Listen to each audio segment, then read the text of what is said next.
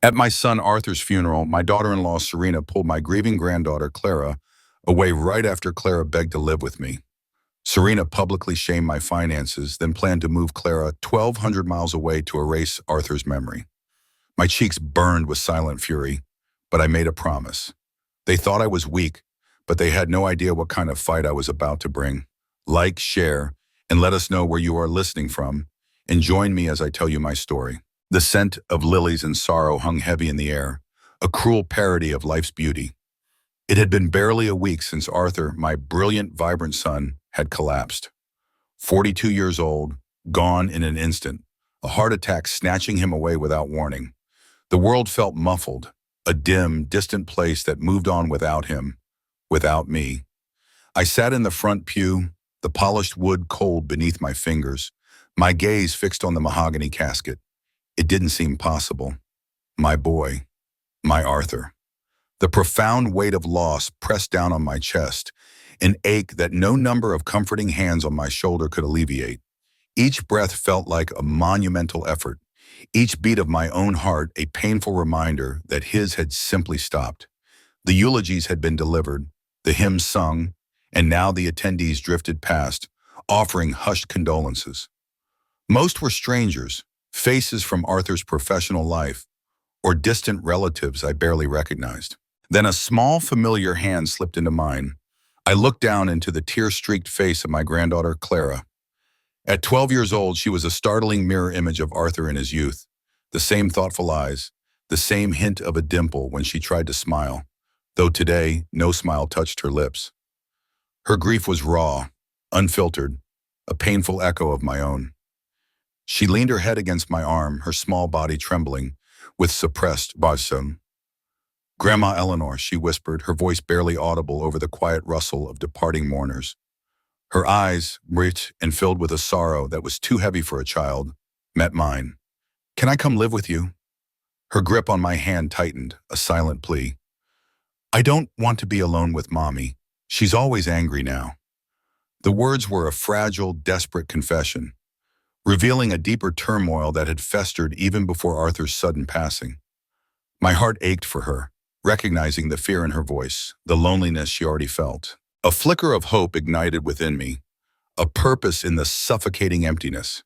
Before I could respond, a sharp, unyielding voice cut through the solemn quiet. "Clara, what are you doing?" Serena, Arthur's wife, my daughter-in-law, appeared beside us, her face a mask of strained composure, her eyes sharp despite the hint of redness. She was dressed in a sleek, expensive black suit, her demeanor as rigid as the fabric. Without waiting for an answer, she reached down and pulled Clara away from me, a firm, almost possessive tug. Clara stumbled, looking back at me with wide, pleading eyes.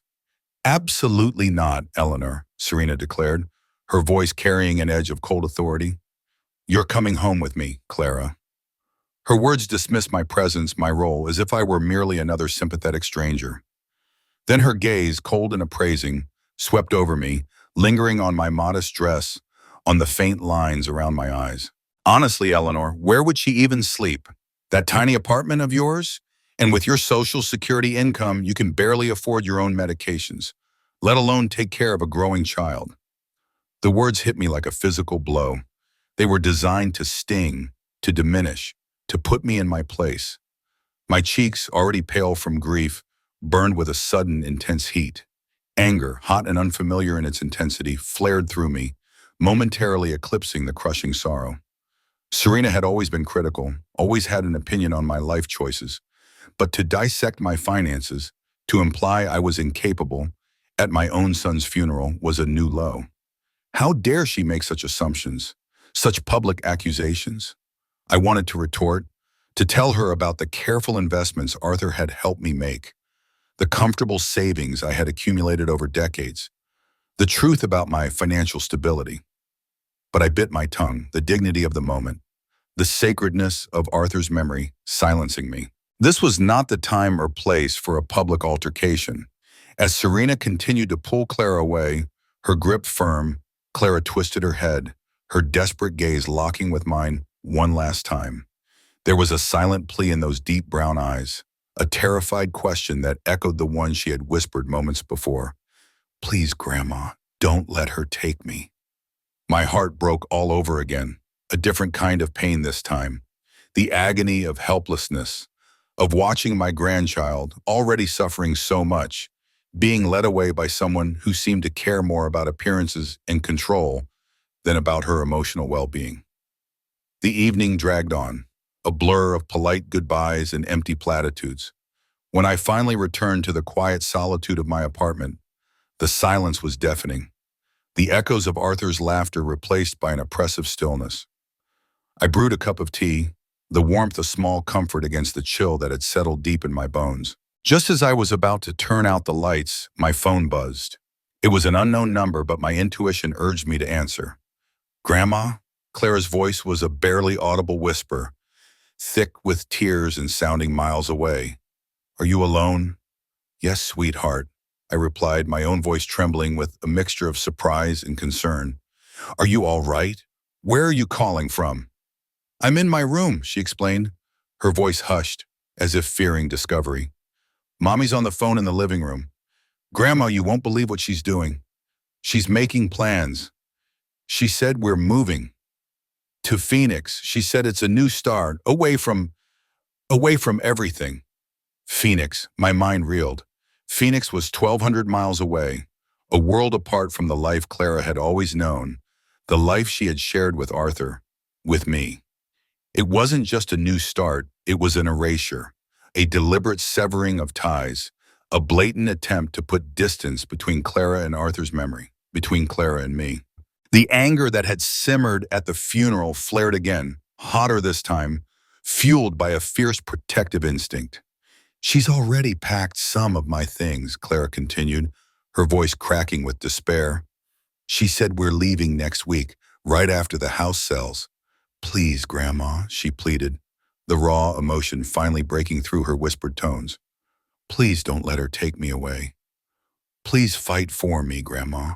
I don't want to go. The words resonated deep within me, striking a chord that vibrated with newfound resolve.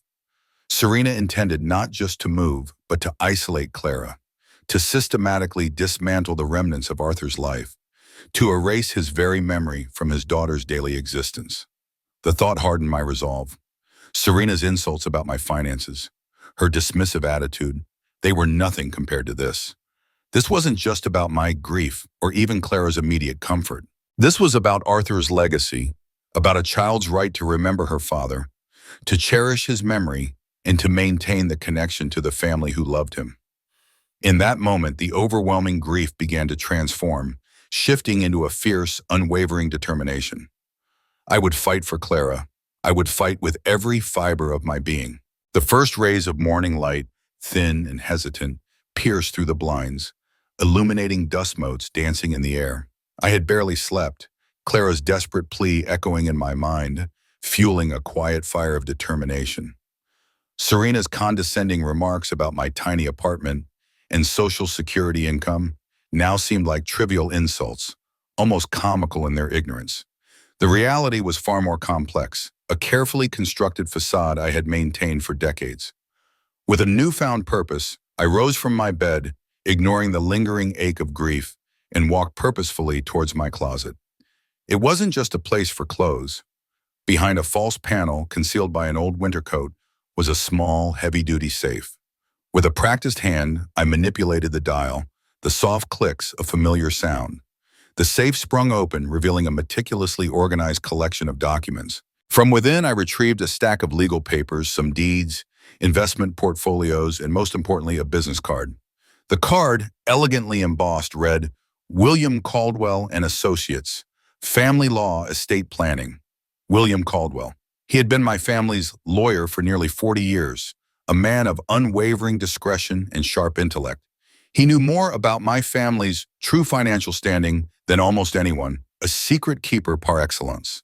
With a steady hand, I dialed the number listed on the card. The receptionist answered on the second ring, her voice crisp and professional. William Caldwell and Associates, how may I help you? This is Eleanor Vance, I stated, my voice firm, despite the tremor in my hands. I need an immediate meeting with Mr. Caldwell. It's a custody case. I omitted the details, knowing William would understand the urgency. An immediate meeting was arranged for late that morning. The drive to William's office felt surreal. The world outside moved at its usual pace, oblivious to the quiet storm brewing within me. His office, a testament to his long and successful career, exuded an air of quiet authority and understated elegance. Bookshelves lined the walls, filled with legal tomes, and the scent of old leather and polished wood was comforting. William, a man in his late 60s with kind, intelligent eyes that crinkled at the corners when he smiled, rose to greet me.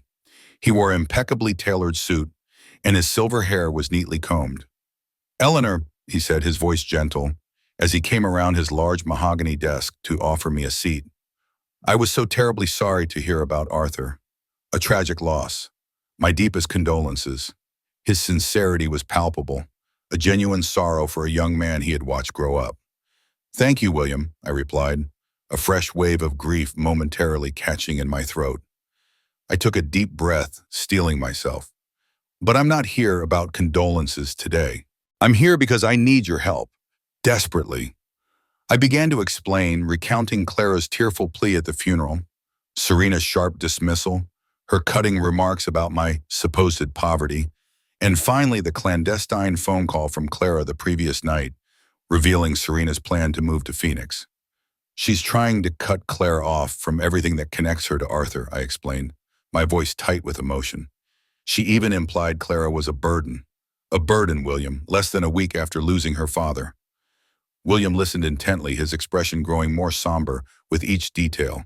He leaned back in his chair, fingers steepled beneath his chin. "Eleanor, I understand your concern, and it's certainly a compelling case from an emotional standpoint. However," he paused, his gaze regretful, "Serena, despite her flaws, is Clara's biological mother.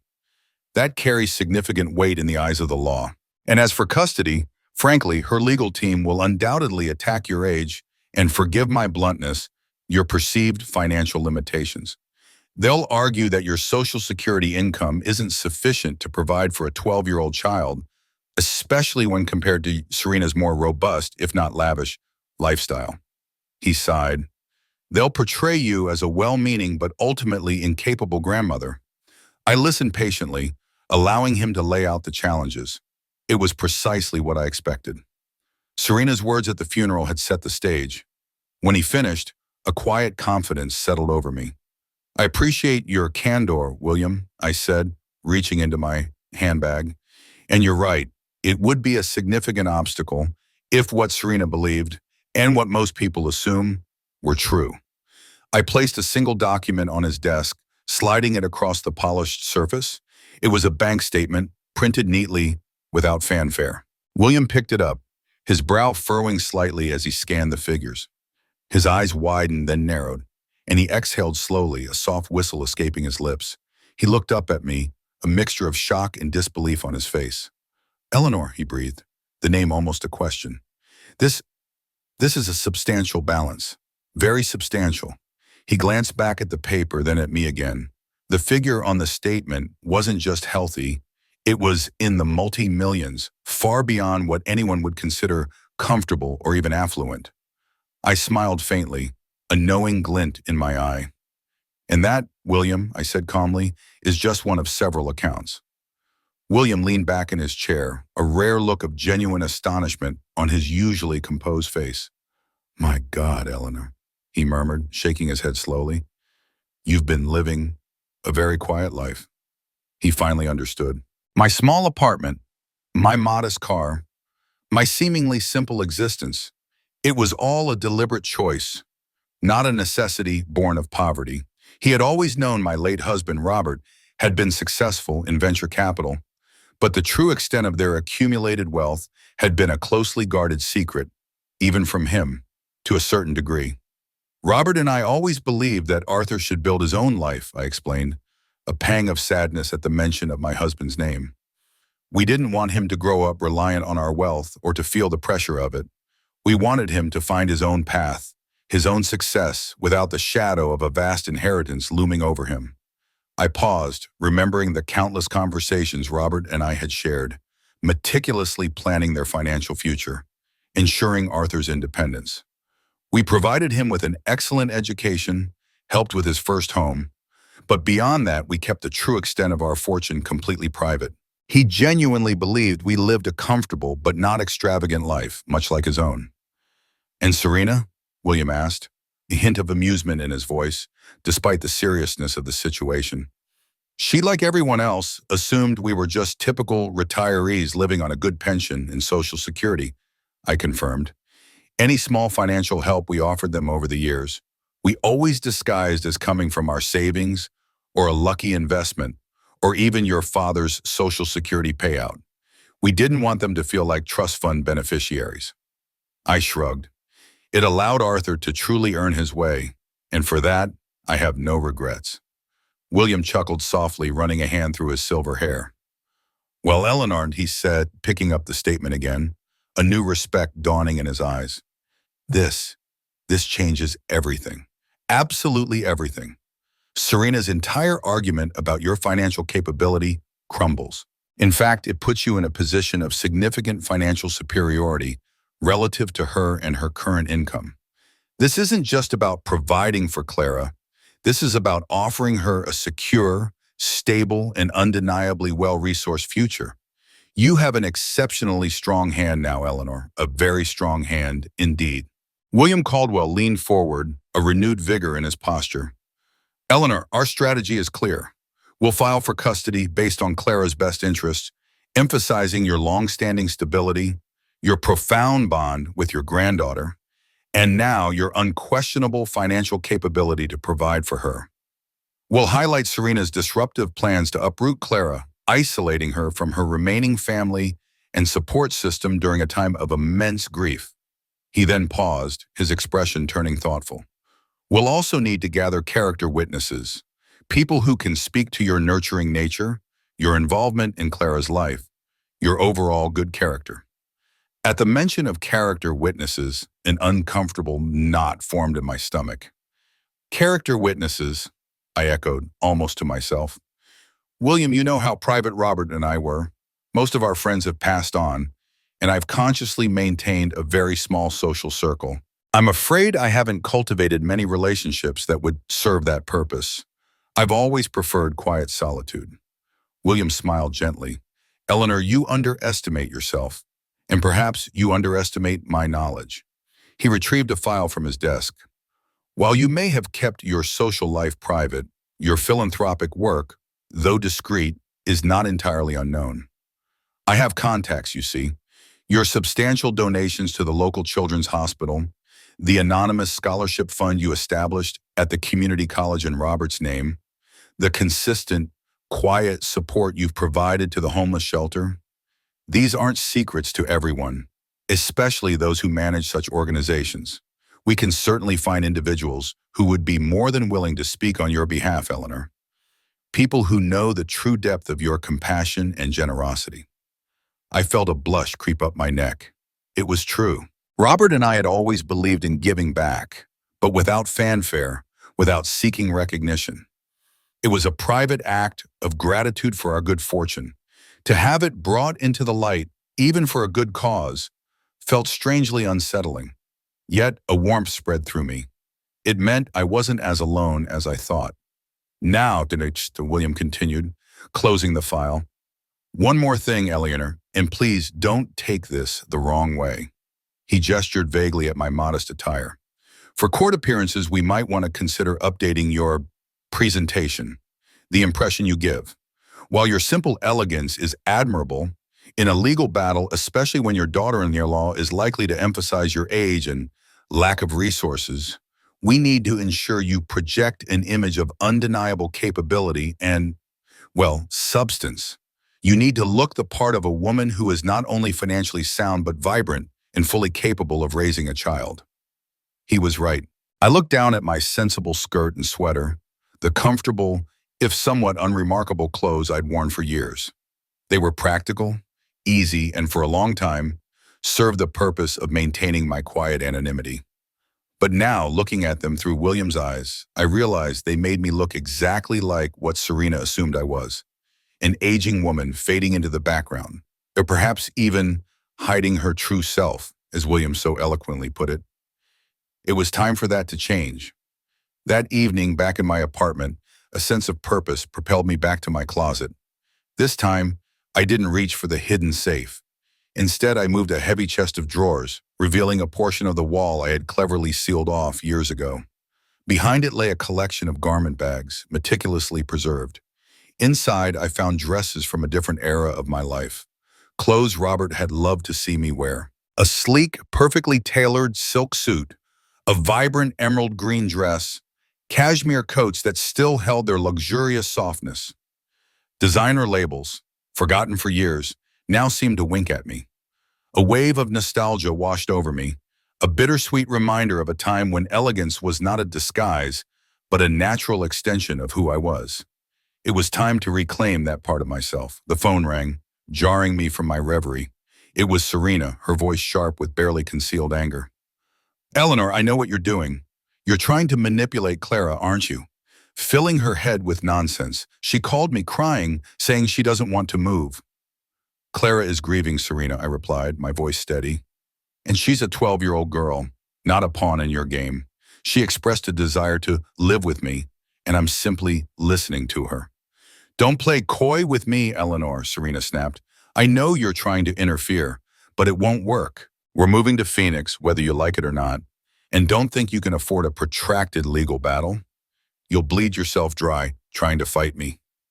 A faint smile touched my lips, a genuine, unforced smile for the first time in days.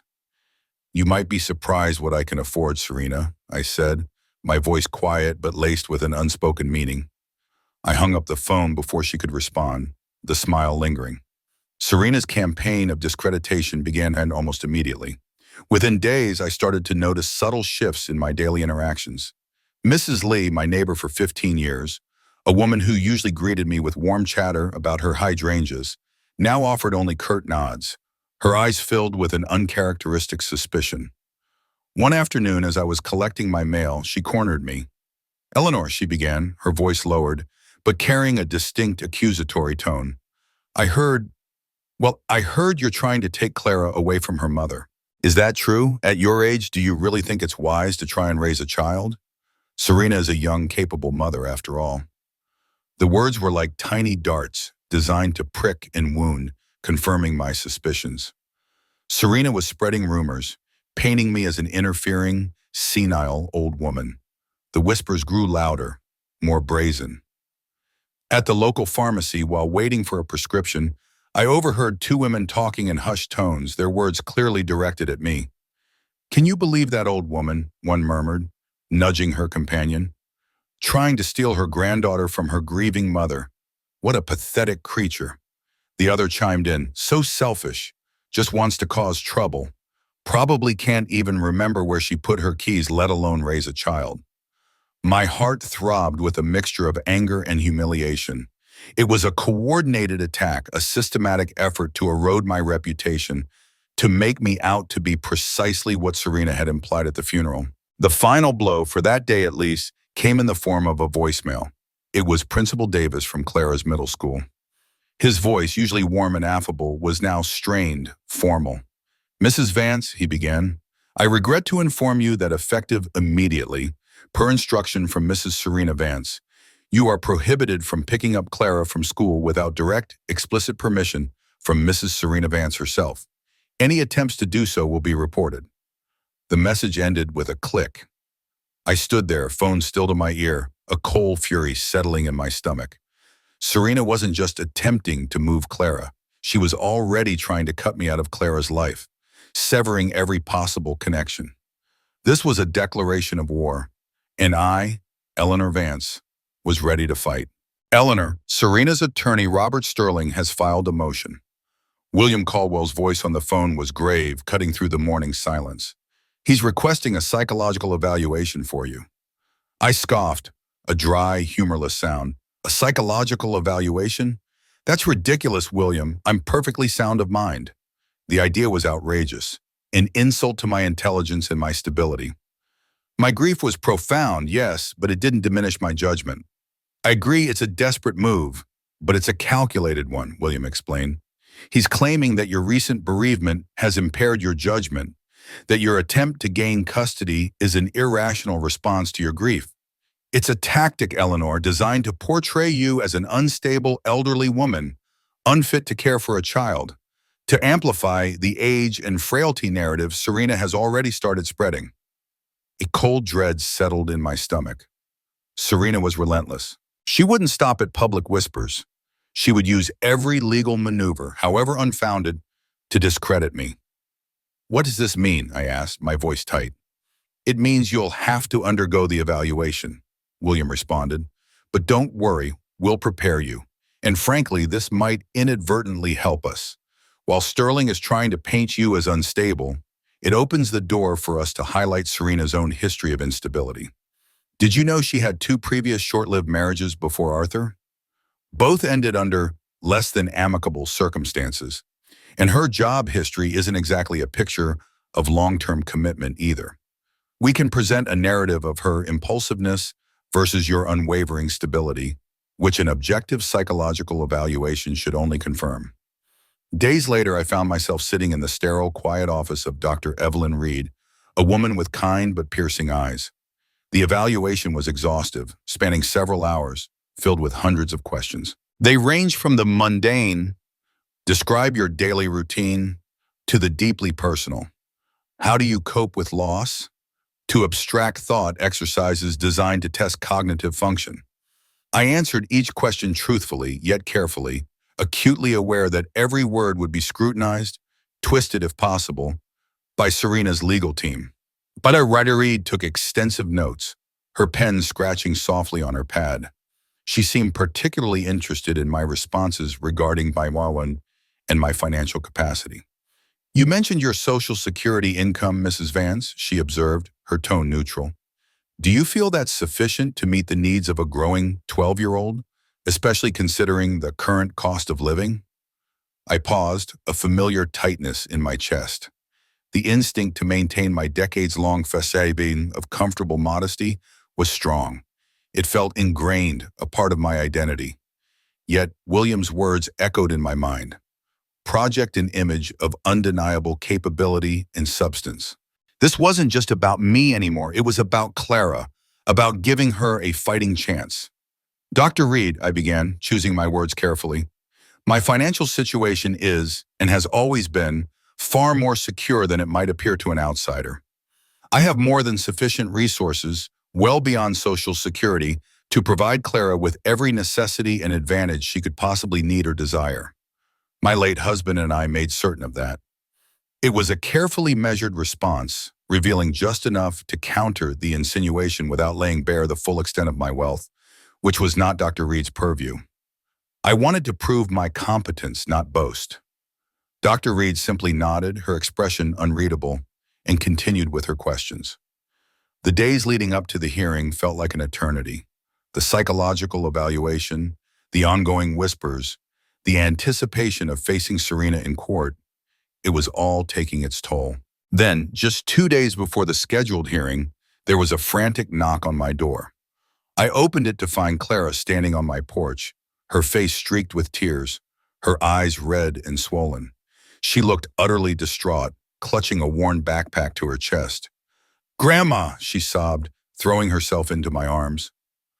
Her small body trembled, her grief palpable. I held her close, stroking her hair.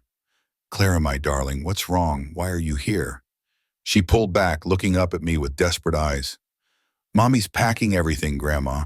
She said we're leaving tomorrow, no matter what. She said you can't stop her. She said she's going to Phoenix, and you'll never find us there." Her voice was high-pitched, laced with fear and panic. "She told me she won't let you ruin her new life. She even said awful things about you, Grandma, that you're old and forgetful and just want to make her miserable." A wave of cold anger washed over me. Serena was not only ignoring the impending court date, but actively trying to flee, to make a mockery of the legal system and, more cruelly, to fill Clara's head with lies. The sheer audacity, the blatant disregard for Clara's well-being was infuriating. Clara continued, her voice trembling. "And she's throwing away all of Daddy's things, Grandma. She said we need to start fresh and get rid of the past. She even threw out his favorite coffee mug, the one with the silly dog on it. She said it was just junk."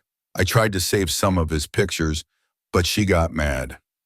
She dissolved into fresh tears, the injustice of it all overwhelming her.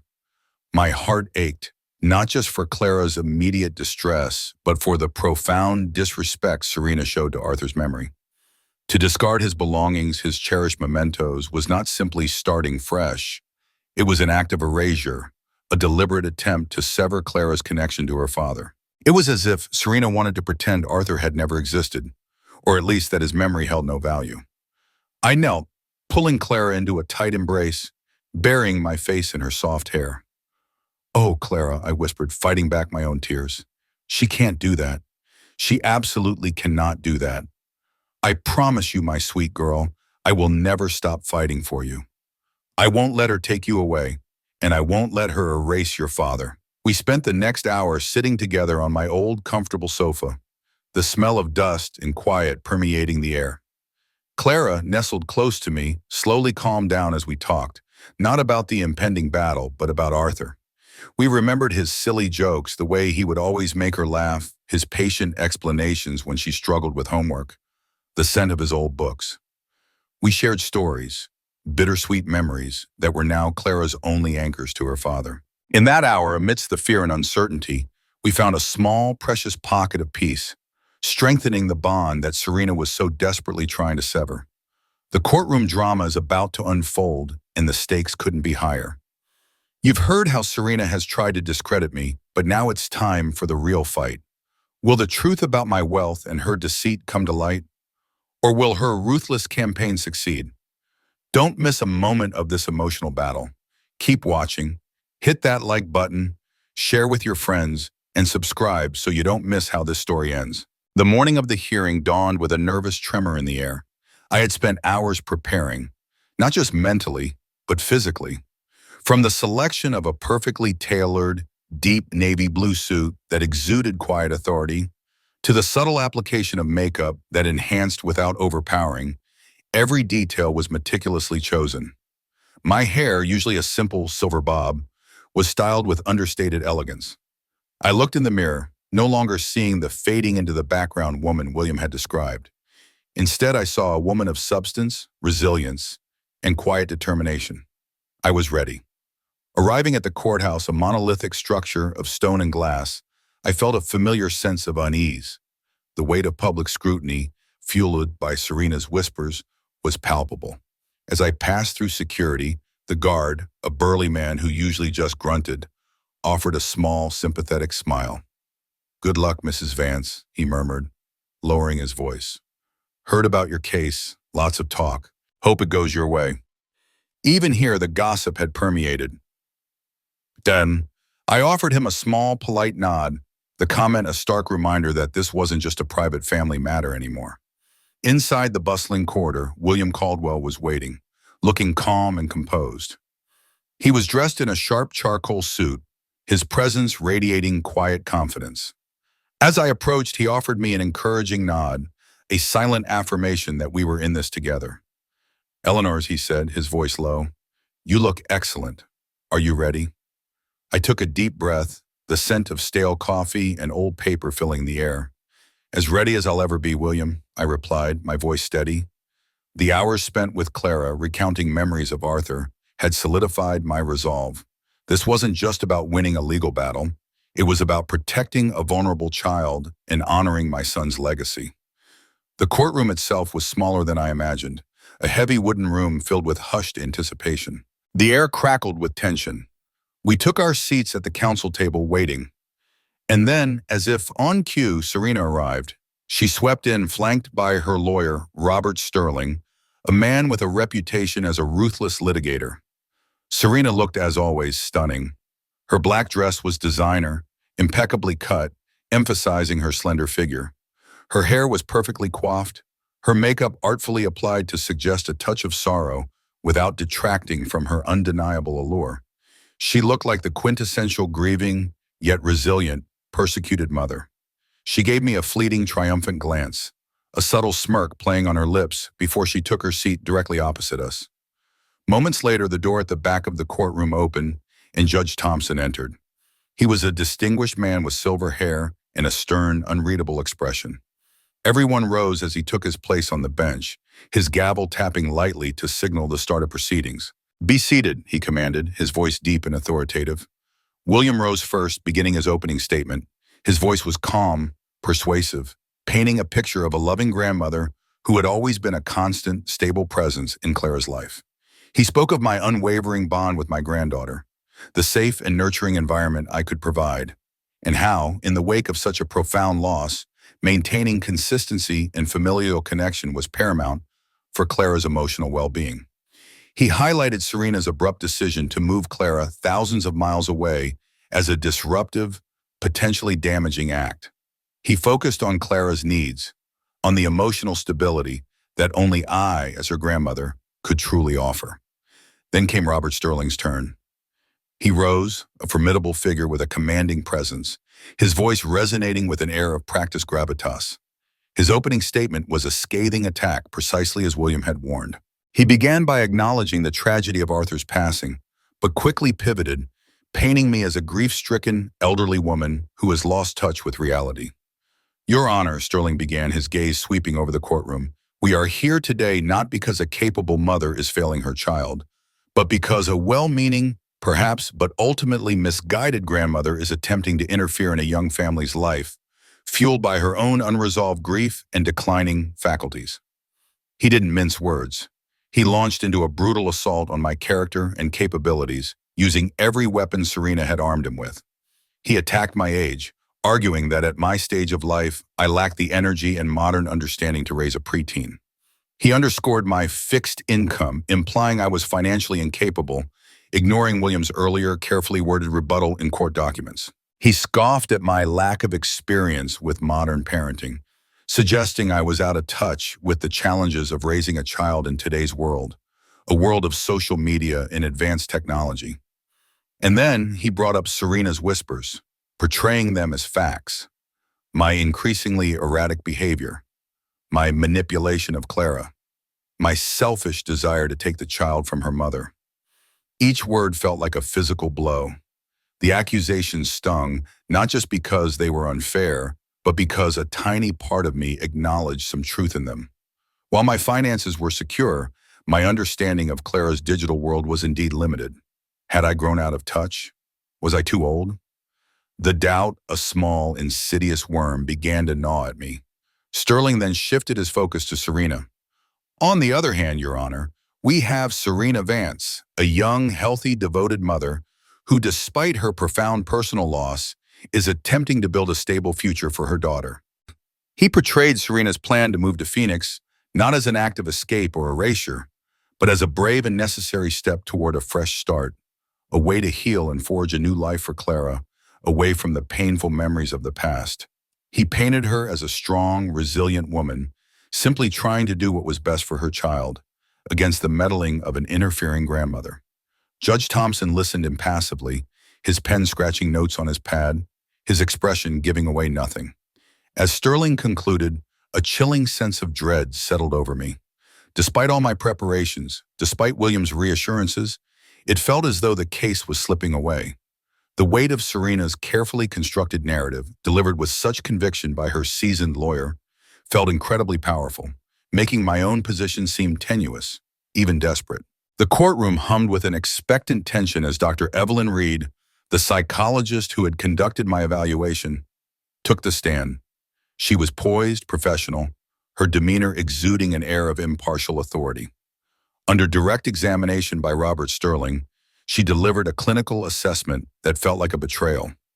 "Based on my evaluation, Mrs. Vance exhibits signs of complicated grief," Dr. Reed stated, her voice calm and measured.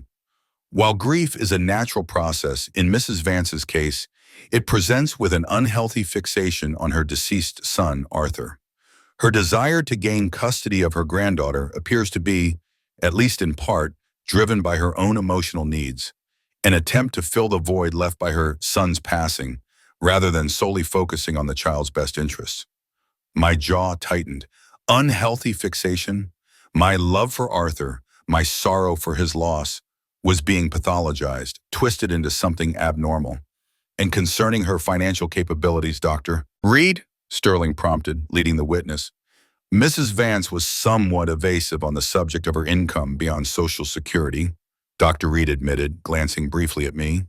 However, based on my observations of her living situation and her general presentation, my professional estimate would be that her current income appears inadequate to fully provide for a growing child's long-term needs and educational future, particularly compared to her daughter-in-law's more robust financial standing.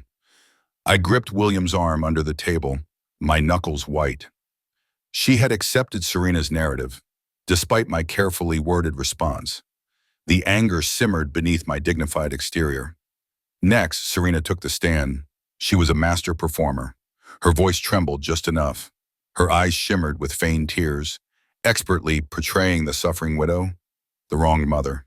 Under Sterling's sympathetic questioning, she spun a web of carefully constructed lies, designed to reinforce the image of me as a desperate, financially struggling, elderly woman. Eleanor lives in a tiny one-bedroom apartment, Serena tearfully testified, her voice barely above a whisper. She's always complaining about money. I've seen her, Your Honor, searching through couch cushions for loose change, just to buy a small treat for Clara. She paused, dabbing at her eyes with a delicate tissue. And she even told me she didn't love Arthur's memory anymore, that she just wanted to forget the past and move on. It was so hurtful. My breath hitched. The outright fabrication was astounding.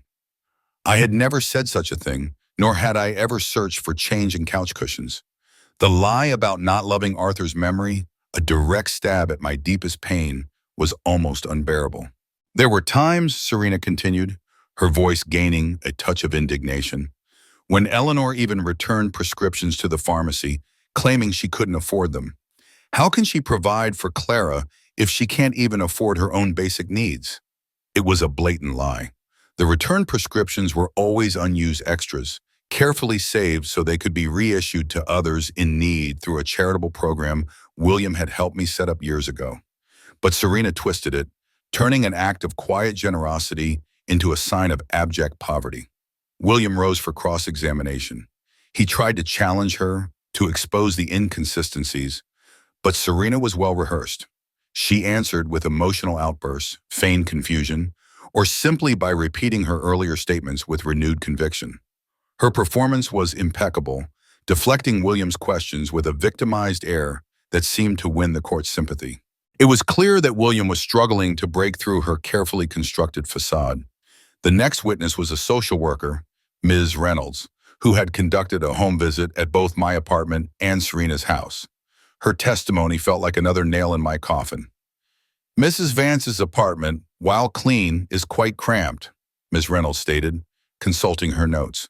It's a one-bedroom unit with a pull-out sofa in the living room. For a 12-year-old, it would be a significant downgrade in terms of personal space and privacy.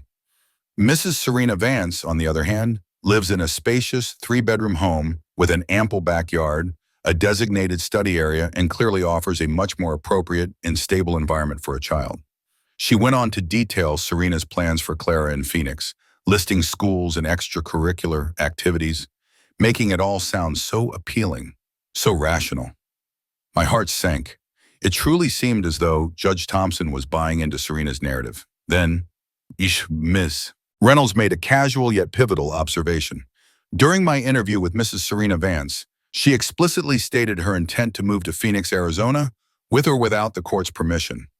She expressed that she wished to avoid any further conflict or emotional distress for Clara by removing her from the current environment, regardless of the court's decision on custody or visitation. A sudden shift occurred in the courtroom. Judge Thompson, who had been listening with his usual impassive demeanor, stopped taking notes.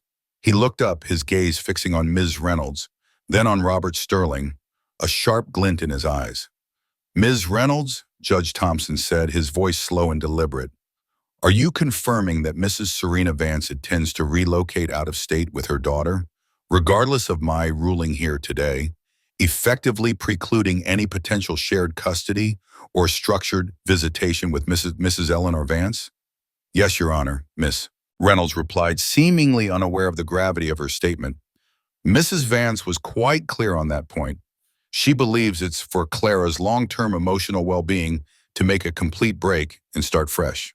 Judge Thompson's gaze, now sharp and penetrating, swiveled to Robert Sterling.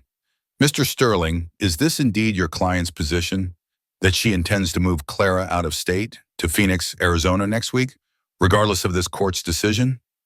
Sterling, caught off guard by the judge's sudden intensity, hesitated for a fraction of a second. He knew the implications of admitting this. It would show blatant disrespect for the court, a preemptive undermining of its authority. But he couldn't deny his client's direct instructions or the testimony of the social worker. Your Honor, Sterling began, attempting to regain his composure, my client, in her desire to provide a peaceful and stable environment for her daughter, believes that a fresh start away from current conflicts is in Clara's best interest.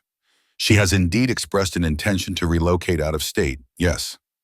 The admission hung in the air, heavy and impactful. It was a critical misstep.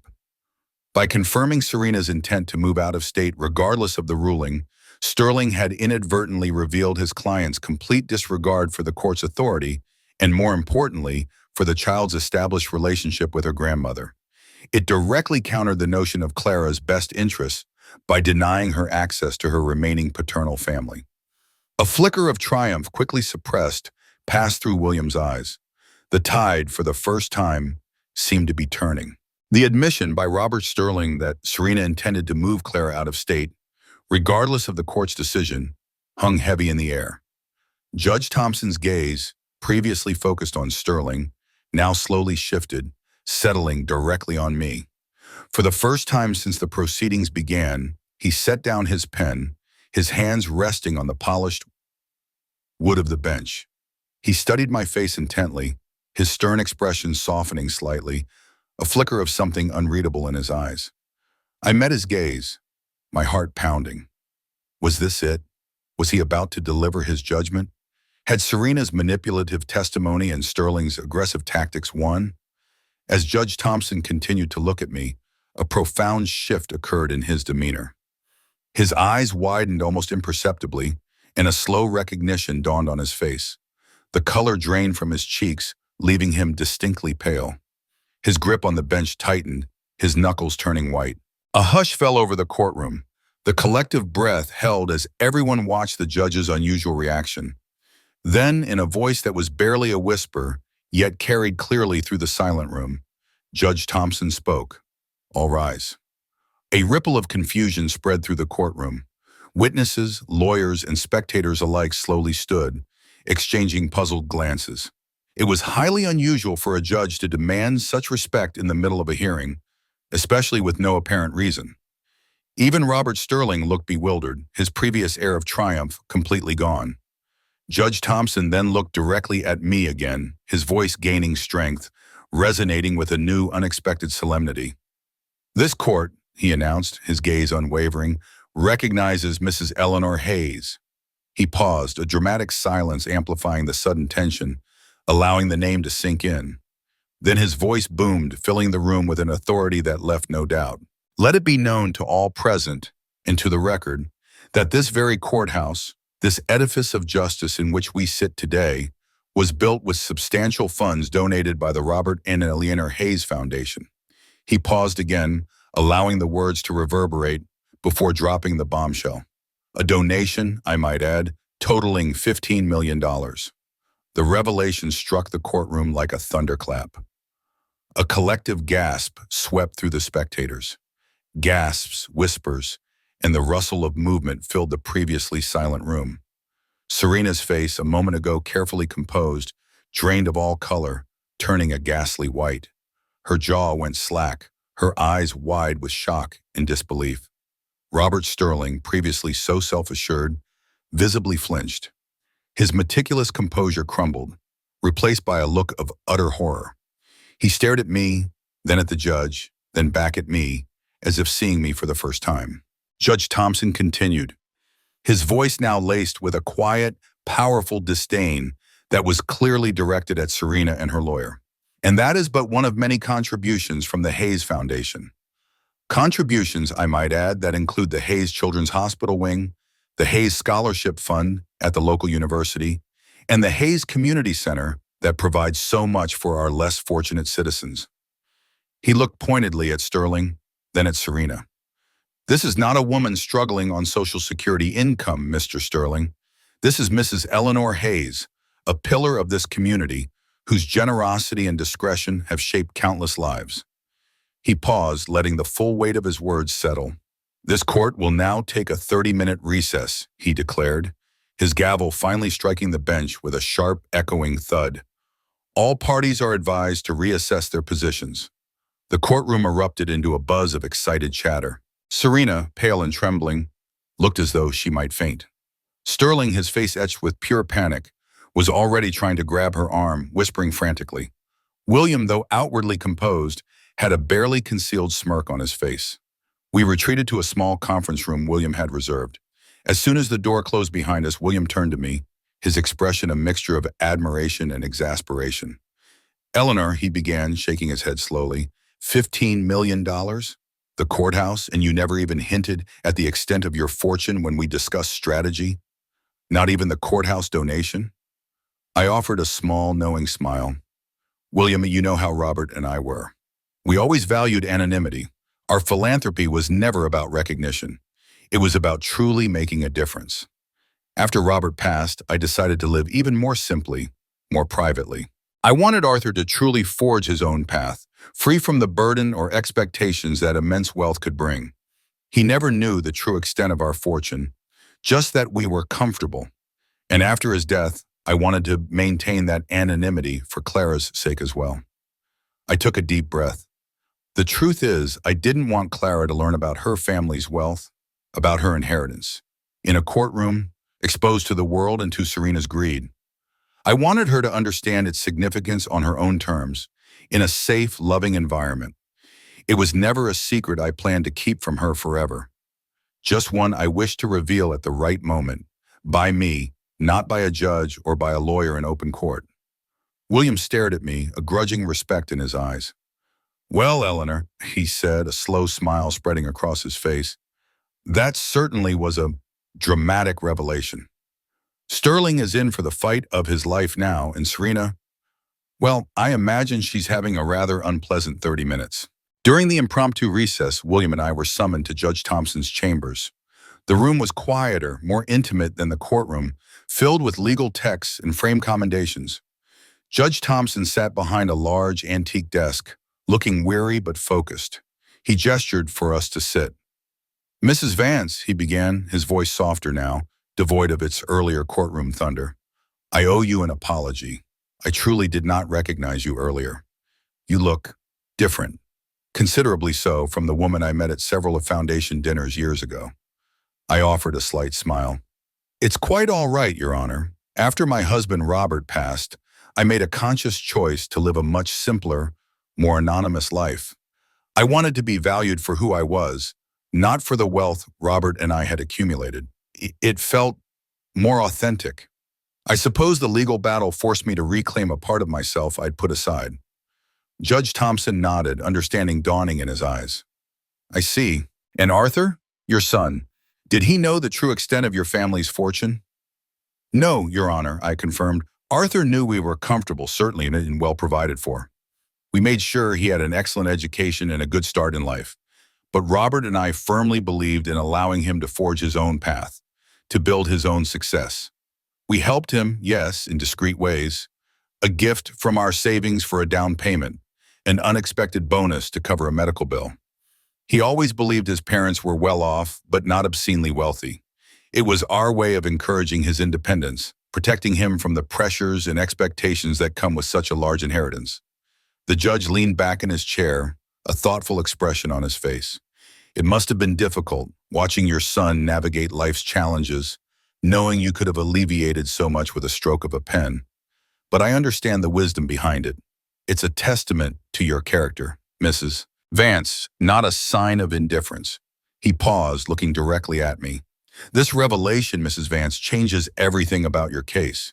Not just legally, in terms of your financial capacity, but ethically. It reframes the entire narrative.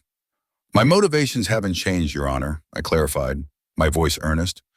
My desire for custody is not born out of a sudden access to funds, but out of the same love and concern I've always had for Clara. She has lost her father, Her world has been turned upside down, and she is being asked to leave everything familiar behind. She needs stability, love, and someone to honor Arthur's memory, not to erase it. I want to provide her with a safe, nurturing home where she can grieve and heal, surrounded by the love of her family. "And the wealth?" Judge Thompson inquired, his gaze probing. "Are you prepared for Clara to learn the full truth about her inheritance, about the life you could provide her? It's a significant burden for a young girl." "I am," I affirmed. "I plan to explain it to her gradually, in an age-appropriate manner with William's guidance. It will be a conversation born of love and trust, not a shock revealed in court. My goal is to equip her with the tools to manage it wisely, not to spoil her with it. It will be part of her legacy, a connection to her father and grandfather." "What about Mrs. Serena Vance?" the judge asked, his tone still thoughtful.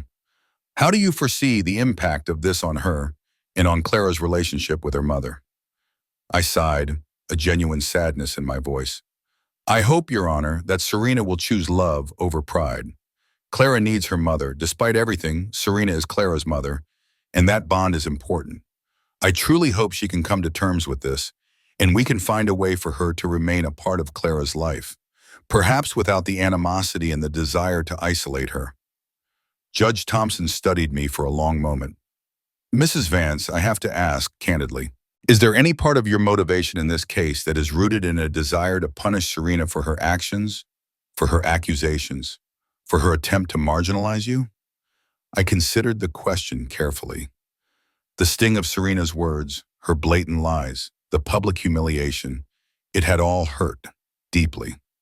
"Your Honor," I admitted truthfully, meeting his gaze squarely, "Serena's behavior, her accusations, her attempts to erase Arthur's memory, did hurt me. They angered me. But this isn't about punishment. It has never been about punishment. It's about Clara. It's about ensuring her well-being, her stability, and her right to remember her father and maintain her family connections. Clara is the priority, always." Judge Thompson looked at me for another long moment, then slowly nodded. "Thank you, Mrs. Vance," he said, pushing himself up from his desk. "Let's return to the courtroom." Back in the hushed courtroom, the atmosphere had shifted palpably. Serena was still pale, whispering furiously to Sterling, who looked utterly deflated. When Judge Thompson took his seat, the air crackled with anticipation. "Mr. Sterling," the judge began, his voice authoritative, "your client's testimony regarding Mrs. Eleanor Vance's financial capacity has been thoroughly undermined by compelling evidence presented to this court. We now have irrefutable proof of Mrs. Vance's profound financial stability and her long-standing commitment to this community through extensive philanthropic endeavors." He then looked at me. "Mrs. Vance, this court confirms your financial capacity to provide abundantly for your granddaughter, Clara Vance." Sterling, looking desperate, tried one last maneuver. "Your Honor, in light of these unforeseen circumstances, we respectfully request a continuance. My client and I need time to fully reassess our position and prepare a new defense strategy." Judge Thompson's gaze was unyielding. "Request denied, Mr. Sterling. This court finds no reason for further delay. All parties were given ample opportunity for discovery. The financial solvency of Mrs. Eleanor Vance was a matter that could have been thoroughly investigated had diligence been applied. The proceedings will continue.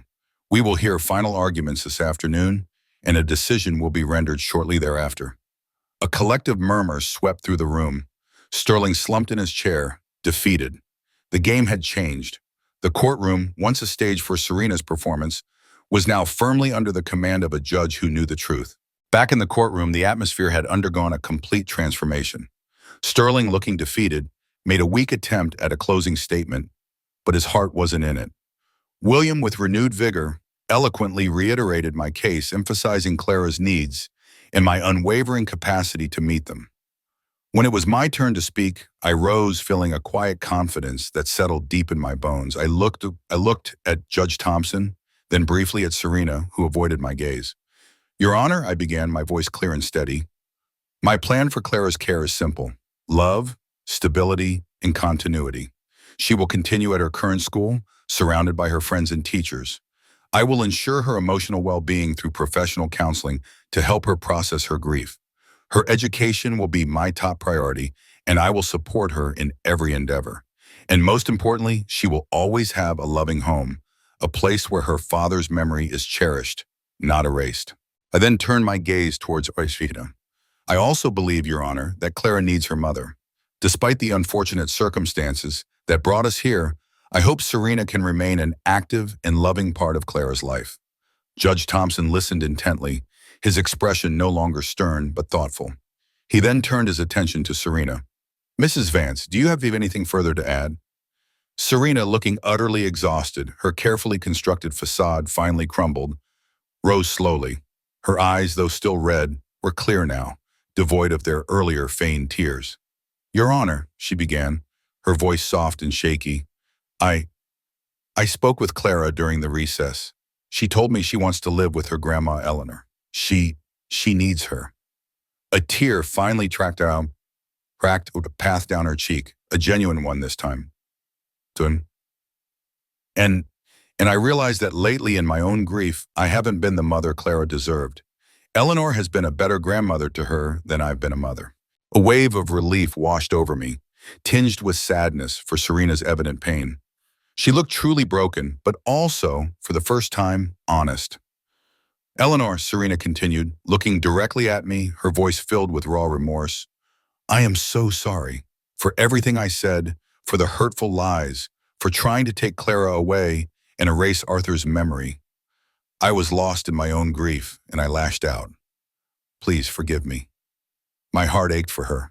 The anger I had felt began to dissipate, replaced by a profound empathy. She was grieving too, perhaps in a way she didn't know how to handle. Serena, I replied, my voice gentle. I accept your apology. We've both been through so much. Clara needs both of us in different ways, and I truly hope we can work together for her sake. Judge Thompson cleared his throat.